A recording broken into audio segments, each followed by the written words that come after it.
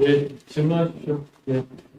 지금 혼란스러운데 이제 6.15가 5.18 이렇게 됐어요. 그리고 결론은 지금 경제가 엉망이잖아요. 지금 팬데믹이 왔고 팬데믹이 또 북한하고 또 수준을 맞춰야 된다고 그래가지고 또 막 우리 연금이나 막 공무를 막 때려 넣어가지고 지금 북한하고 똑같이 경제를 맞추려고 하는데 교수님은 어떻게 생각하세요? 그건 말이 안 되는 얘기예요. 그건 있을 수 맞춰질 수도 없고, 그는 어떤 이 논리도 용서 안 되는 겁니다. 그러니까 좋은 방법이 있다면. 그거는 국민이 깨어나서 예를 들면 뭐 지난번 국회의원 선거 같아 그쪽을 찍지 말았어야 될 텐데 찍은 게 참 국민이 역사를 모르기 때문에, 그리고 역사뿐 아니라 우리나라 역사뿐 아니라 이제 외국의 선례 그리고 국가가 어떻게 작동하는가 이런 기본 상식. 그런데 사실 저는 좀 냉정하게 얘기하자면 지금 무슨 386이라는 게 586이 됐나 뭐 이제 686이 됐는지 모르겠는데 그 사람들이 지금 굉장히 무식하게 된 거예요. 이제 대학을 다니는 동안 적어도 72년부터 87년까지 소위 민주화 운동이 심했던 시기에 대학 4년이라는 것은 이 성인은 됐지만은 마침내 이 학생으로서 유예 기간을 가져서 자기를 연마할 기간, 지적으로 도덕적으로 고민도 하고 많이 배우고 할 텐데 그거를 하지 못하고 뭐 자기들이 구세주인 것 같이 이제 민주화 투쟁을 한다고 최루탄만 맞고 뛰었기 때문에 나는 늘 그런 얘기를 했어요. 대학 교수로서 386 세대는 피해자인 동시에 가해자다. 자기들이 공부해야 할 기회를 어른들이 잘못했기 때문에 민주화 투쟁에 투신하라고 못했고 공부를 못했는데 그 무식한 걸 또 밑에다 전수하고 실천하니까 가해자가 되는 거죠. 지금 그런 지경이고 나라 전체가 사실 굉장히 무식해졌어요. 그러니까 기술적인 면에서는 경제 수준에 따라서 많이 올라갔지만은 인문사회 이런 쪽에서 세계적인 수준에서 우리가 대화를 하지를 못하고 있습니다. 말도 안 되는 소리를 해도 뭘 하고, 가령 이 전문 지식이라고 하는 거는 상식을 뛰어넘어서 상식이라는 모두가 다 인정하는 진리로 인정하는 건데 그거보다 더 깊이 들어가면 거기 안 보이는 다른 면도 있다 뭐 하는 걸 밝혀내는 건데 우리나라는 상식의 위로 올라가는 게 아니라 상식이 밑으로 떨어져 가지고 말도 안 되는 걸 갖다가 그냥 진리인 것 같이 주장을 하면 국민들이 거기에 항의를 안 하는 거, 이게 잘못된 거예요. 가령 무슨 청문회 같은 거 할 적에 참 답답한 게, 청문회에서 누가 이 법무장관을 할 자격이 있느냐 어쩌 하는 건 장관과 한 사람 뽑는 거죠. 한 사람 가장 적격자를 뽑는 건데 어떤 결함이 있어도 그건 안 되는데, 결함이 있어도 자기가 하겠다고 고집을 세울 때 그러면 이쪽에서 반대쪽에서 신문할 때 그럼 당신이 보기에는 당신만한 만큼 일을 잘할 사람이 세상에 아무도 없다고 생각하느냐, 한 사람 뽑는 건데 그 말을 못 하잖아요. 그러고 뭐 요걸 잘못했느냐 저걸 잘못했느냐 했느냐 안 했느냐 뭐 병역을 필요했느냐 뭐 재산을 얼마 가졌느냐, 논의 자체가 잘못되어 있는 거예요. 그냥 상식 이하로 지금 모든게 왔다. 그러니까 무슨 30살 된 사람이 1급 공무원이 됐다고 지금 그게 공정이라고 보는지 모르지만, 그렇죠? 그러니까 지금 이 정권 이 탈환도 중요하지만 그런 기초부터 이 상식이 통하는 그런 사회를 만드는 그런 운동은 또 별도로 있어야 된다고 생각합니다. 전부 세대 교체만 한다고 갑자기 되는 건 아니에요. 바꿔본다고 다 갑자기 되는 게 아니죠. 6.25에 관해서 더 질문할 거 있으면 하세요. 잘 모르는 게 많을 텐데. 예. 6.25 아까 말씀드린 공산주의자들 생존 선동이 횡행했다고 말씀해 주셨습니다. 그러면서 한동안 그런 선전 선동이 상당히 은밀하게 진행됐던 것 같은데, 뭐가 진행됐어요? 은밀하게. 네, 은밀하게 진행됐던 것 같은데 현 정권 내에서는 그 선전 선동이 은밀하게 아니라 대놓고 하고 있는 것 같습니다. 예. 그 대놓고 하고 있는 방식이 언론을 장악해서 그 언론을 통해서 전 국민을 대상으로 끊임없는 세뇌를 하고 있는 것 같습니다. 지금 교수님께서 이 KBS의 이사장을 하셨기 때문에 여쭙는 건데 이 언론을 그렇게 좌경화되고 공산주의 같은 선전선동의 도구에서 다시 올바른 소위 공정한 방송으로 돌이키려면은 어떤 것이 필요할까요? 방송 하나만 돌이킬 수는 없고요. 내가 이제 솔직하게 고백을 하는데 내가 이사장으로 4년이나 있었거든요. 이사장의 역할이 뭔가 하면은 이 국민을 대표 이사회가 국민을 대표해서 가장 공정한 방송을 할 이 사람들을 사장으로 뽑아가지고 마저 커미션을 주는 거예요. 그러니까 이사장이 할 수 있는 거는 사장을 뽑는 거죠. 이사가 할 그 대신 프로그램에 일일이 간섭을 하면 안 되게 돼 있어요.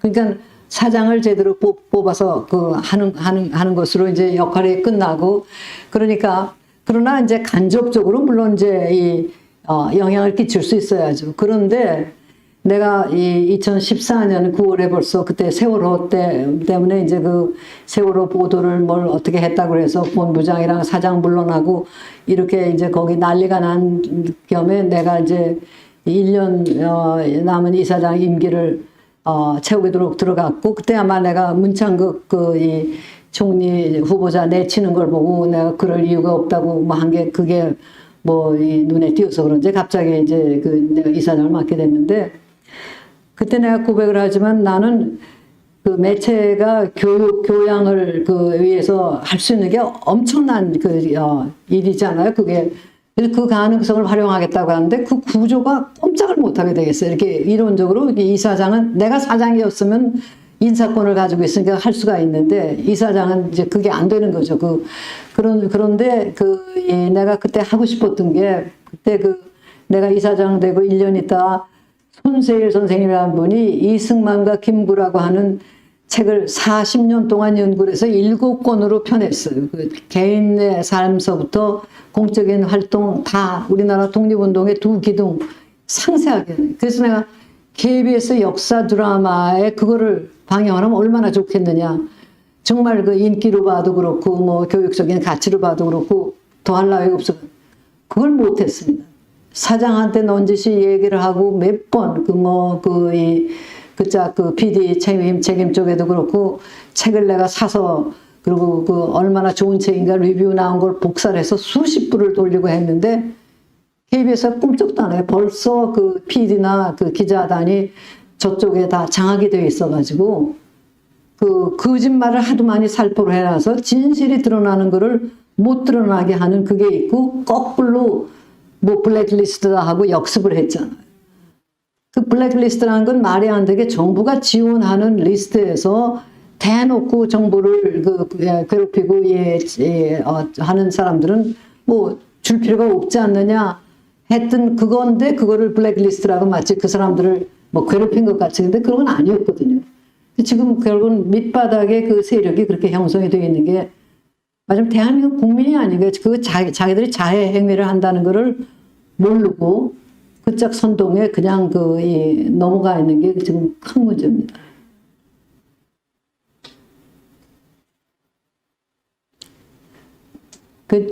정말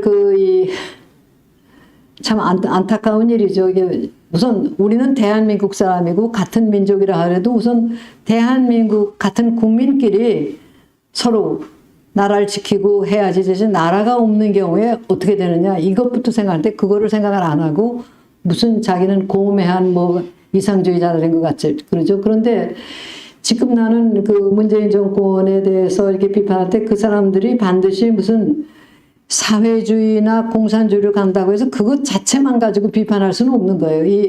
그거는 그런 거를 공개적으로 얘기하고 국민이 그 방향으로 가기를 원한다면 그럴 수도 있어요. 제일 중요한 건 국민을 속인다는 거죠. 그 방향으로 간다 뭐 하는 걸 아니고 여러 가지 다른 말로 속이고 있는 것이고 또 실제 공산주의는 이론으로서 그럴듯하게 들리지만 현실로서는 이게 굉장한 억압체제라는 게 역사로 다 증명이 돼 있고 그래서 우리는 그걸 피하자 하는 것이 당연한데 그걸 하고 뭐 원자력 역사나 원자로 못 쓰게 하는 것 같은 뭐 똑같은 거죠. 온 세계 전문가들도 그렇고 다른 나라에 있는데도 그냥 나가는데 뭐 독단도 그야말로 무슨 이 국정농단이라 하지만 그런 국정농단이 어디가 있겠어요.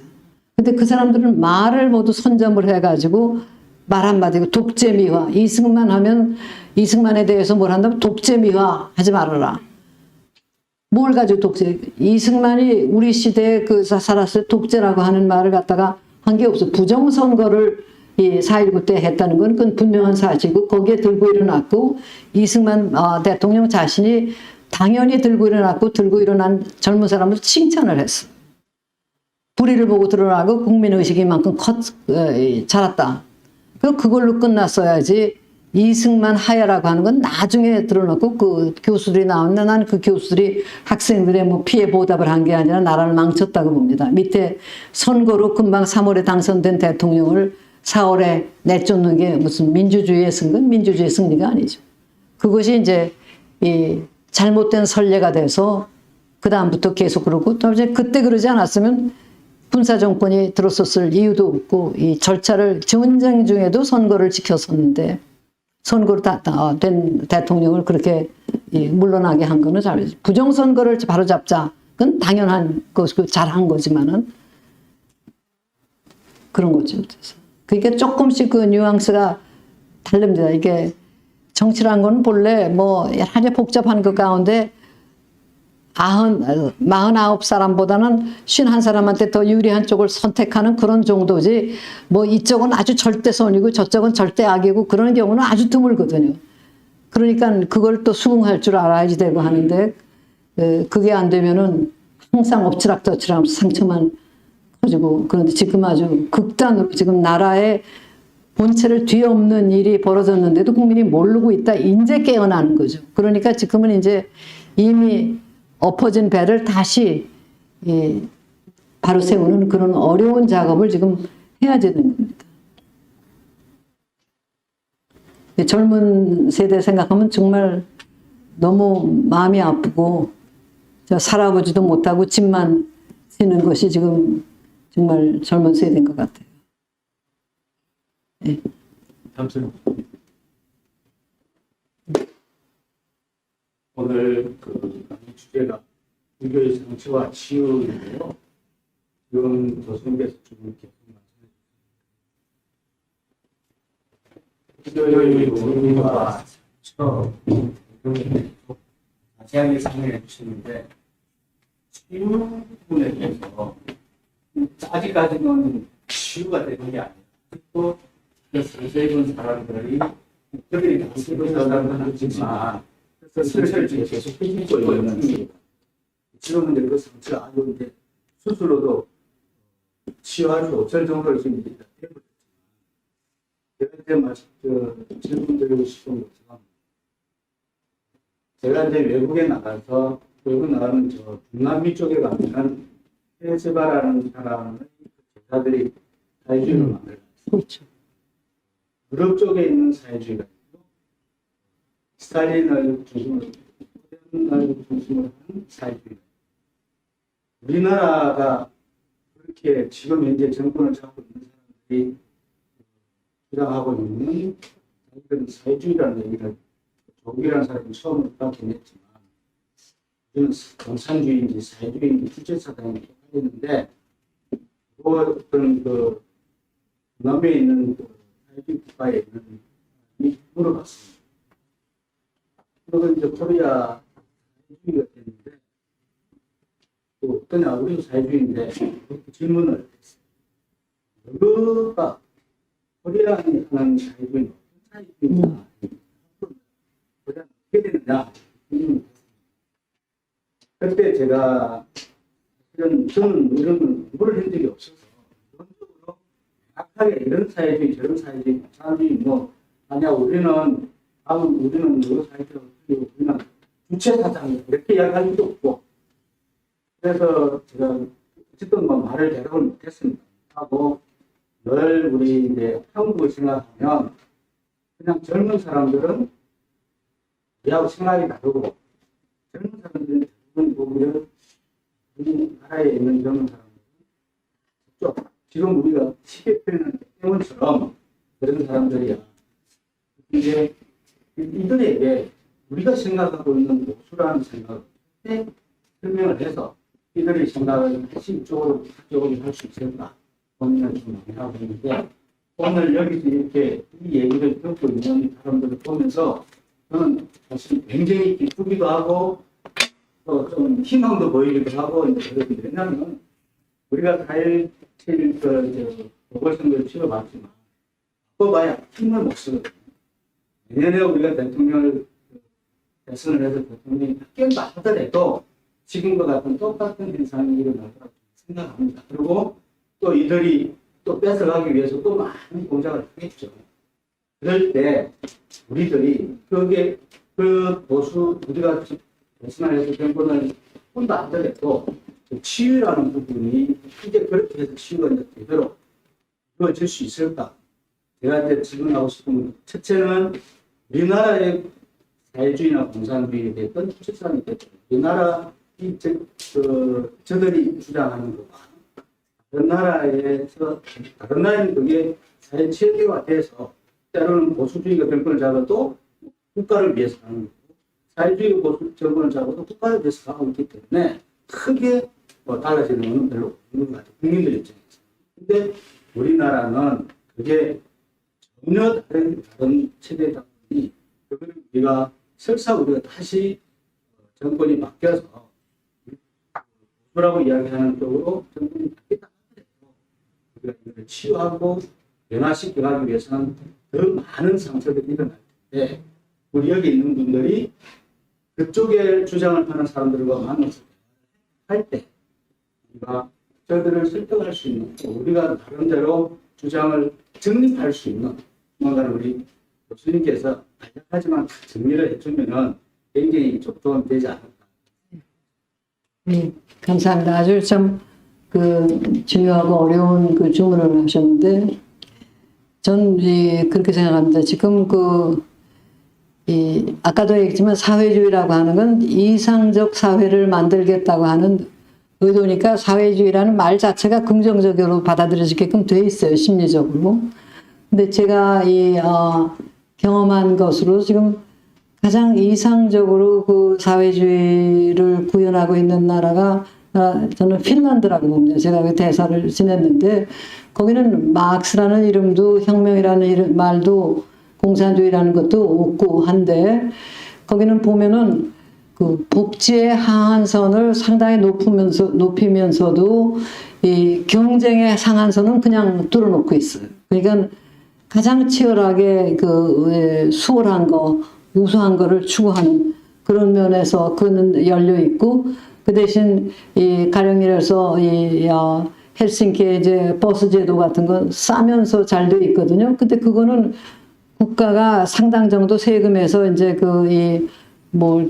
보조금을 주는데, 그 대신 보조금을 받는 쪽은 가장 경쟁력이 있는 업체예요. 그러니까 우리나라에서 국가가 뭘 한다면은 국민이 뭐 해갖고 낭비가 엄청나게 직용을 하잖아요. 거기서부터 낭비가 들었는데 그렇지 않고 양쪽을 다 겸하거든요. 그러니까 어떤 제도를 만들더라도 그 제도를 운영하는 사람들의 의식 구조가 가장 중요하다고 생각해요. 아무리 완벽한 제도를 만들어도 그걸 악용하려고 하면 한이 없는 거거든요. 옛날에 러시아에서 그 유명한 돌스토이가 그런 얘기를 했어요. 민주주의라고 하는 거는 그 인간을 해방시키고 생산성을 높이고 한다는 면에서 상당히 좋은 점이 있지만은 굉장히 위험하다. 왜냐하면은 권력은 인간을 부패시키는 속성이 있는데, 이 왕정제 같은 데서는 왕이나 그 언저리 사람들만이 권력을 누리지 다른 사람들은 권력이 없기 때문에 부패할 유혹을 받지 않고 다 열심히 일하면서 가족들하고 돈독하게 살려고 몸부림을 치니까 죄를 지을 겨를이 없는데, 민주주의가 되면은 권력을 조금씩 다 나눠주니까 큰 권력은 큰 권력대로, 작은 권력은 작은 권력대로 다 부패해서 인간이 부패할 가능성이 높은 게 가장 민주주의에서 경계할 문제다, 이렇게 얘기를 했거든요. 근데 사실 보면은 성숙하지 않은 그 사람들한테 강한 도구를 주어주면 그게 이제 악용이 되는 이런 현상이 지금 우리나라에서 이제 많이 나타나고 있다고 어떻게 보면 볼 수가 있죠. 이 권리에 대해서는 반드시 책임이 따른다고 하는 그런 의식. 그러니까 지금 말씀하신 것 같이 이 다음 세대에 과연 이게 제대로 될 건가. 그런데 저는 무슨 주인이 뭐니 하는 데 대해서 좀 부정적인 입장이에요. 이 자유를 지키고, 자유를 소중하게 하고, 평등을 소중하게 하고, 인권을 소중하게 하고 좋은데, 이거를 자유주의다 하면 거기 어떤 벌써 틀이 생기고, 아집이 생겨가지고, 불필요한 낭비가, 깃들이게 되거든요. 그래서 공산주의자라고 하는 사람들 가운데도 진정으로 정말 이상을 존중해서 사람들이 정말 억압 없이 평등하게 자유롭게 살 수 있는 사회를 갈구하고 자기도 그렇게 실천할 준비가 되어 있어서 그걸 추구하는 사람들이 있는가 하면 그걸 구호로 이용해서 속내는 자기의 사적인 이기적인 목적을 달성하는 그런 사람들이 많은 게 불행히 후자가 훨씬 많거든요. 가령 재미있는 예를 하나 드리면은 이제 돌아간 지 한 3, 4년 되시는 에릭 홉스봄이라고 하는 영국의 공산주의 역사학자가 있어요. 20세기를 살고, 한데 그분은 20세기는 짧은 한 세기라고 해서 1차 대전이 발발했던 1914년서부터 베를린 장벽이 무너진 1989년까지 짧은 100년을 이제 한 세기라고 보는데 본인의 생애가 거의 그거하고 일치되는데 그거를 극단의 세기라는 이제 주제로 글을 썼는데 그 사람은 유태인인데 히틀러가 등장했을 때 아버지를 따라 유택의 영국인이었어요. 국적은 영국인 유택인데 아버지를 따라서 베를린에 갔다가 히틀러가 들어오는 걸 보고 14살 때 공산당에 가입을 해가지고 소련이 무너질 때까지도 공산당에서 탈퇴를 안 했어요. 그러면서 세계에서 추앙받는 역사학자가 됐거든요. 왜냐하면 공산주의자가 되면서 남의 인정을 받는 역사학자가 될 수가 없어요. 거짓말을 많이 써야 하기가 되는데 이 사람은 적어도 거짓말을 한 학자로서 아니고 존경받는 이 학자였거든요. 그래서 이제 몇 가지 우파 논객들이 질문을 했는데 그런 질문이 있었어요. 넌 소련 가봤냐? 그러니까 이제 어떻게 당신같이 양심적인 역사학자가 스탈린 치하에서 그렇게 폭력이 난무했는데 공산당을 탈당할 수가 있었느냐? 그랬더니 그분의 답은 그 당시는 소련에서 폭력도 대단했지만은 우파 폭력도 대단했기 때문에 유태인으로서는 다른 선택이 없었다. 만약 히틀러의 인종차별 홀로코스트를 낳는 그런 식의 입장하고 공산주의 입장에서는 자기는 공산주의밖에 선택할 게 그건 누가 뭐라고 할 수가 없는 대답이죠. 근데 소련에 가서 실제 어떻게 보는 게 가봤느냐 그랬더니 대답이 아주 재미있었어요. 한 번 가봤는데 스탈린 사망 후에 가봤다. 그래서 이제 뭘 봤느냐 그랬더니 소련에는 공산주의자들은 한 명도 없더라. 동유럽엔 몇 명 있더라. 그분의 대답은 테이프로 돼 있어요. 한번 찾아 들어가 보세요. 극단의 시대라고 말이에요. 그러니까 이상적인 이제 공산주의를 얘기를 하는 거죠. 그러면서 그럼 어떻게 스탈린의 독재 시대에 검열도 심하고 이런데 그리고 또 하나 공산당이 된다는 건 뭐냐? 공산 당원이 된다는 건 모든 면에서 당의 명령에 복종한다는 거 아니냐? 그리고 당신의 예를 들면 그렇다 그래. 그럼 여자친구하고 사귀고 안 하고 같은 것도 거기다 그럼 따라야 되느냐 그러니까 적어도 이론적으로는 그렇다. 그렇게 대답을 합니다.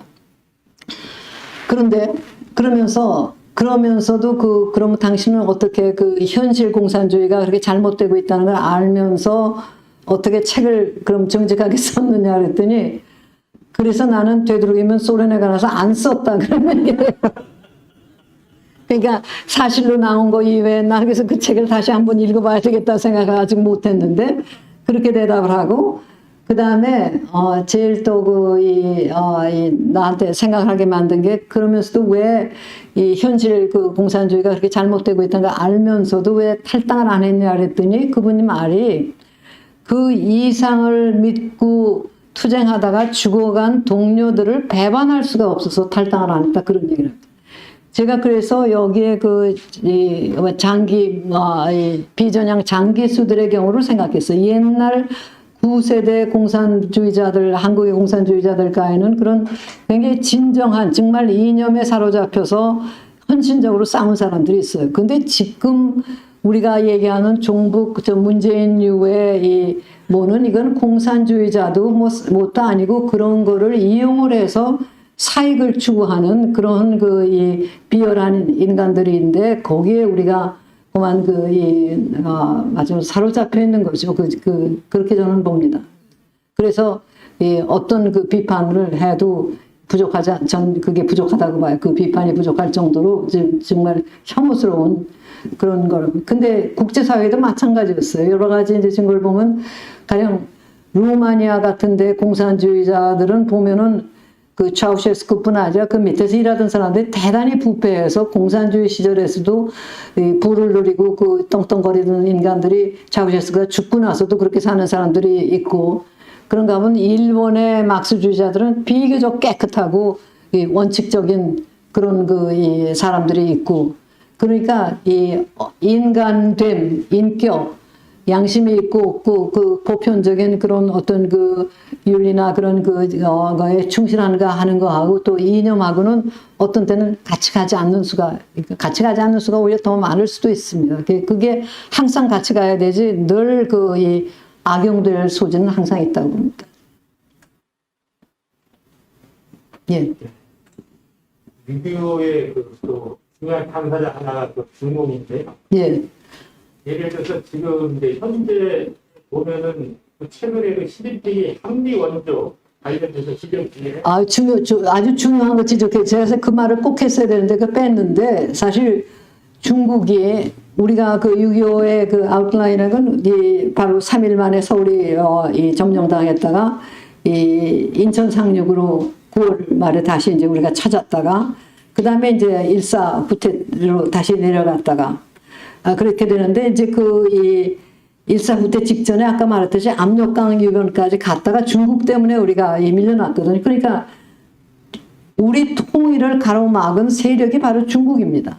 그러니까 남한에 대고 항미 원조를 했다고 하는 건 이건 우리를 무시해도 보통 무시하는 소리가 아니죠. 북한에 대해서는 그렇게 얘기를 할 수가 있지만은 남한의 존재를 완전히 무시하고 이 문재인의 마지막 지위도 인정을 안 하는 발언이에요. 그런 항미. 그러니까 지금도 사실은 우리 통일에 가장 방해가 되는 세력이 저는 중국이라고 봅니다. 그러니까 북한을 저렇게 놓고 이용을 하는 거죠. 근데 그건 제 추측입니다만은 북한의 김정은은 이 남한에 대해서 야욕을 전혀 멈추지 않고 있지만은 이 핵을 만든 이유가 결국 남한을 흡수하기 위해서 이제 미국을 협박하고 그러는 건데 속으로는 그 중국을 견제하는 목적도 저는 있다고 봅니다. 문재인보다는 이 김정은이 그 중국의 속성을 더 잘 알고 이 경계 태세도 우리보다는 낮게 가지고 있다고 보고 어느 면에서는 이 문재인 체제가 중국에게 나라를 팔아먹는 것 같은 그 조짐을 보이는 것 때문에도 이 문재인을 아주 우습게 마구 욕을 하고 하는 것도 그런 데서 나오는 거 아니까 저는 좀 그런 느낌도 같습니다. 우리나라가 예를 들어 중국과 수교할 때 유교에 대해서 뭔가 정리된 그런 것들이 있나요? 그거에 대한 사과를 받고 그랬느냐 그 말씀이니까 뭔가 이 과거에 그런 구원이 있으니까 뭔가 국교를 한다고 하면 뭔가 정리가 돼야 되잖아요. 우리가 그때 따졌어야죠. 사실은 중공하고의 그 관계를 정상화할 때 그거는 사과를 받아내고 그 했어야 되는 건 못했던 것 같아요. 제 생각에. 그때 반드시 했어야 됩니다. 아까 이산 가족 찾기 그것도 제가 도대체가 한국에서 제일 고위층으로 대한민국에 대한 공작 총책임자를 이산 가족 대표로 오는 것을 수락한다는 거는 우리나라에서 황장엽 선생을 이산 가족 대표로 보내는 거하고 똑같은 거예요.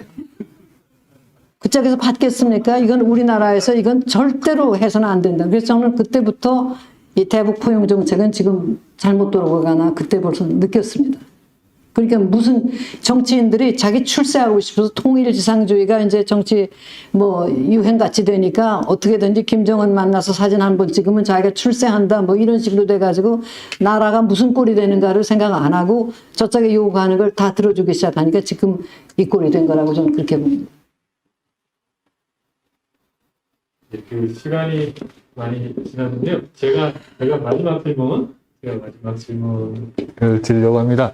그 뭐 중국 얘기도 나왔는데 그 2009년에 그 조지 프리드먼이라는 학자가 그 100년 후라는 책을 쓰면서 그 뭐 각국의 그 특히나 중국, 일본 또 한국의 미래에 대해서 얘기를 했는데 특히나 한국에 대해서 한국은 지정학적으로 정말 이렇게 불리한 조건이 있는데 근데 만약에 그 중국이 약해지는 때가 되면 이렇게 통일의 기회가 올 거다. 그리고 중국이 정말 이렇게 약해지면은 그 미국과 제휴를 통해서 그 통일을 하고 그 미국의 힘을 빌려서 또 통일을 하고 미국과 전략적인 관계를 계속 빌드업 해나가면서 그 한반도에서 또 한 번 더 강대국으로 성장할 거다 이런 얘기를 했더라고요. 근데 지금 그 중국이 뭐 어떻게 될지 모르겠지만 그 조금 이렇게 혼란스러운 상황이기도 하고 그래서 어떻게 보면은 그런 시간을 우리가 좀 준비해야 되는 게 아닌가 이런 생각이 들기도 하고요. 그리고 또 그 교수님께서 러시아 대사로 계시기도 했는데 푸틴이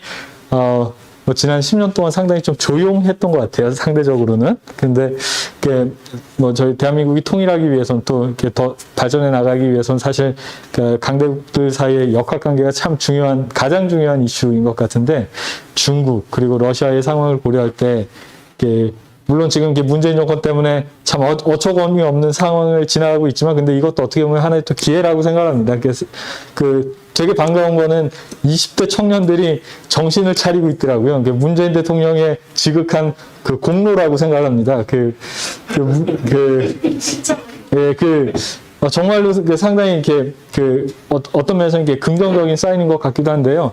그런 면에서 저희가 지금 당장 상황은 좀 많이 안타깝긴 하지만 그래도 그 대한민국의 미래를 통일을 준비할 시점이 된 게 아닌가 이런 생각이 들었습니다. 여기 대해서 교수님 말씀 좀 여쭙고 싶습니다. 저는 사실은 이 소위 촛불혁명이라고 하는 변이 일어나기 전까지도 제가 바라던 거는 그 북한 문제 해결하는 이 방식을 제가 생각한 거는 우리가 북한에 대해서 이 미국 등을 통해서 그 최대로 압박을 해가지고 이제 그 핵을 버리거나 또는 미국이나 유엔이 만족할 수준으로 이렇게 동결을 하거나 아니면은 미국이 본래 트럼프 초기에 했던 것 같이 완전히 북한을 이제 멸망시킨다.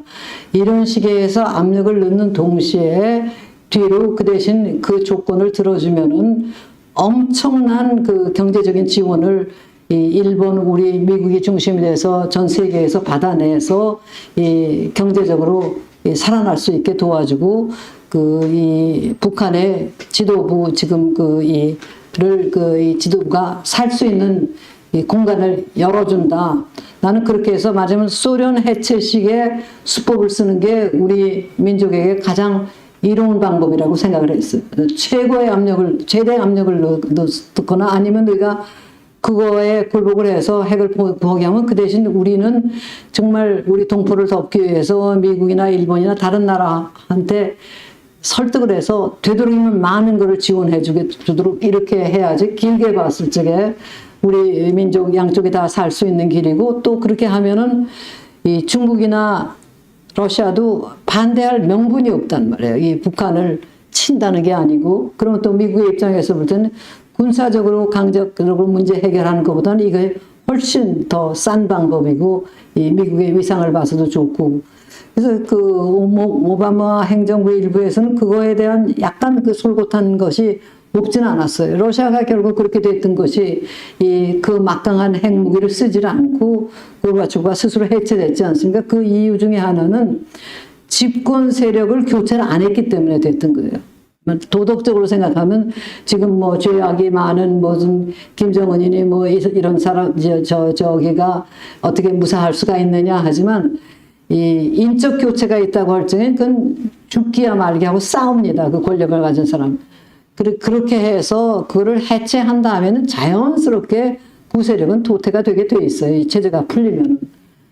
근데 문재인 정권은 정반대로 갔잖아요. 일본하고 미국을 소외시키고 중국 쪽에 의존을 한다. 중국이 우리 한반도를 그렇게 도울 그 이유는 전혀 없습니다. 그러니까 지금 자살적인 방향으로 지금 움직인 거라고 이렇게 보거든요. 그러니까 압력을 통해서 하면은 저는 북한은 독재 국가니까 그렇게 해서 김정은과 또는 그 주변의 세력만 설득을 시키면은 가능할 거라고 봤는데 지금 이제 문재인 정부가 그 반대쪽으로 너무 많이 움직여서 중국을 한국에 지금 너무 깊숙이 남한에 끌어들이고 나서 과연 그 해결책이 이제 가능할지 그거에 대해서는 굉장히 걱정스럽습니다. 지금 제가 알기로는 지금 중국의 남한 식민화 작업이라고 하는 게 굉장히 깊이까지 그 진척이 되고 있다고 보고 무슨 영주권자들의 투표권까지 준다면은 그건 뭐 자발적으로 한국이 중국의 속국이 돼버리는 그런 식으로 가는 거죠 지금. 그건 굉장히 경계를 해야 된다고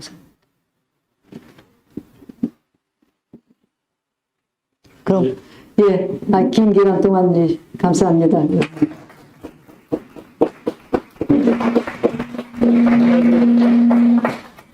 마지막으로 저희 풀스포럼 여기 이사도 하고 했는데 그 마지막으로 덕담 한마디 해주시죠.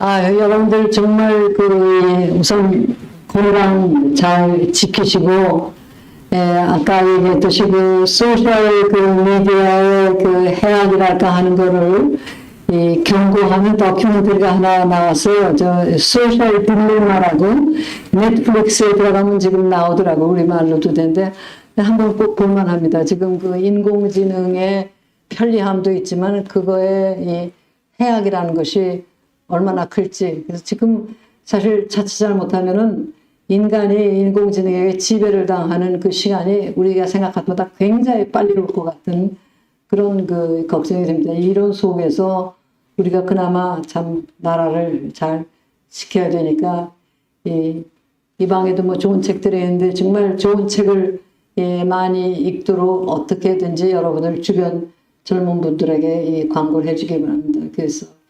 이승만을 살려내고 6.25를 바로 보고 이렇게 할 적에 우리나라가 바로 산다고 보네요. 저는 박정희 정부 때 박정희 정부에 대해서 굉장히 비판적이었던 사람이고 지금도 다시 그런 시기가 되면 또 비판적일 거라고 생각합니다. 그러나 이 박정희 대통령 같은 경우에는 그 당시 불법적인 방법으로 권력을 장악하기는 했지만 자기가 이 혁명 공약이라고 내세웠던 거를 다 실천해내서 실제로 그 민주주의가 설 수 있는 그 토대를 만드는데 그 성공했던 인물로 그는 평가를 해줘야 되고 또 한 가지는 자기가 그 쿠데타로 권력을 잡은 것이 잘된 일이라고 주장한 적은 없어요. 자기는 불행한 군인인데 그런 불행한 군인이 다시는 나와서 안 된다. 그래서 결국은 정상적인 정치가 이루어질 수 있는 토대를 잡는다는 얘기를 했거든요. 그러나 원칙이 잘못됐다는 얘기는 또 지식인으로서는 안 할 수 없는 거예요. 그러나 물러나라 하는 게 마치 모든 거에 해결인 것 같이 해서 그거에 학생들이 사로잡혀서 공부할 시간을 그냥 15년 동안 낭비했다고 하는 건 그건 또 엄청난 그 손실이었던 걸 또 지식인들이 인정해야 된다고. 저는 무엇보다도 그 지금 우리나라 이렇게 잘못된 데에 대한 책임이 지식인이니 문화인이 뭐 이런 탈을 하면서 그 육체 노동에서는 해방돼서 살았던 사람들의 죄가 가장 크다고 생각합니다. 여러분들 건강하시고 한 사람 한 사람이 어떻게 하는가가 다 그야말로 뭐 나비 효과라고 하든가 다 차이가 다 이게 기여가 되니까 그거를 잊지 마시기 바랍니다. 네, 훌륭한 강연 진행해주신 이인호 교수님께 다시 한번 큰 박수 부탁드리겠습니다.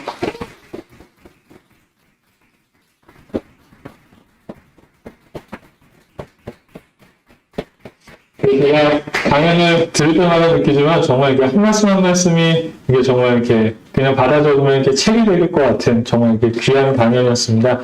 대한민국의 그 정체성, 그리고 또 우리가 겪어왔던 역사를 있는 그대로 알고 깨닫고, 그리고 또 그에 기반해서 그 상처를 치유하고 앞으로 나가는 그런 과정에 있다고 생각합니다. 지금 이 시간이 참 이렇게 답답한 시간이고, 또 문재인 정권 때문에 가장 걱정이 되는 거는 지금 말씀하신 것처럼 이렇게 중국의 대한민국 식민지화죠.